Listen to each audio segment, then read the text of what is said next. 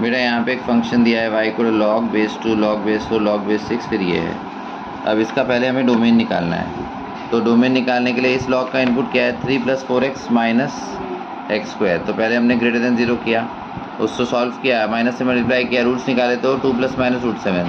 तो less than 0 मतलब बीच का इंटरवल आएगा। तो x बिलोंग्स टू 2 - √7 से 2 + √7 1। अब इस लॉग का जो इनपुट है ये पूरा टर्म है log बेस 6, उसके अंदर 3 + 4x माइनस एक्स स्क्वायर। तो ये भी पॉजिटिव होना चाहिए। तो वहाँ से हमारे पास ये इनइक्वालिटी आई, फिर वैसे ही किया, रूट सॉल्व किए, 2 + -√6 और बीच वाला लेंगे तो x बिलोंग्स टू 2 - √6 से 2 + √6। फिर इस लॉग के लिए ये पूरा टर्म इनपुट है, तो ये पूरा टर्म पॉजिटिव होना चाहिए। log base 4 log base 6 3 + 4x minus x square greater than 0। Log हटाएंगे 4:0 1, फिर ये लॉग हटाएंगे 6 × 1 6।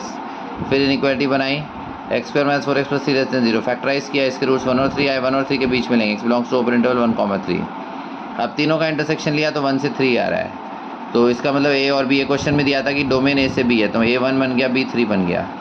अब क्वेश्चन में 0 से b - a लिखा था, तो 0 b - a करेंगे तो 2 और gf(x²) dx। अब जब x² पे gf लगाया तो हमें वो देखना पड़ेगा x² कहाँ पे इंटीजर बन रहा है। 2 का स्क्वायर 4 होता है, 0 का स्क्वायर 0, तो 0 से 4 के बीच में x² 1 2 और 3 बनेगा। तो जब x² 1 है तो x 1 है, जब x² 2 है तो x √2 है, और जब x² 3 है तो x √3 है। करेक्ट। तो इस तरह से उस हिसाब से हमने करा 0 से 1, 1 से √2, √2 से √3 और √3 से 2।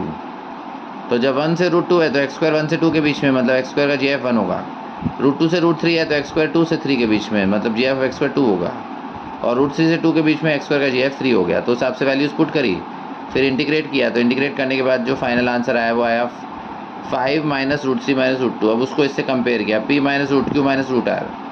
तो p का वैल्यू 5, q का वैल्यू 3 और r का वैल्यू 2। तो उन्होंने पूछा क्या है, p + q + r पूछा है बेटा। मतलब ये तीनों तीन टीचर्स का सम 5 + 3 + 2। तो फाइनल आंसर आता है 10। ओके।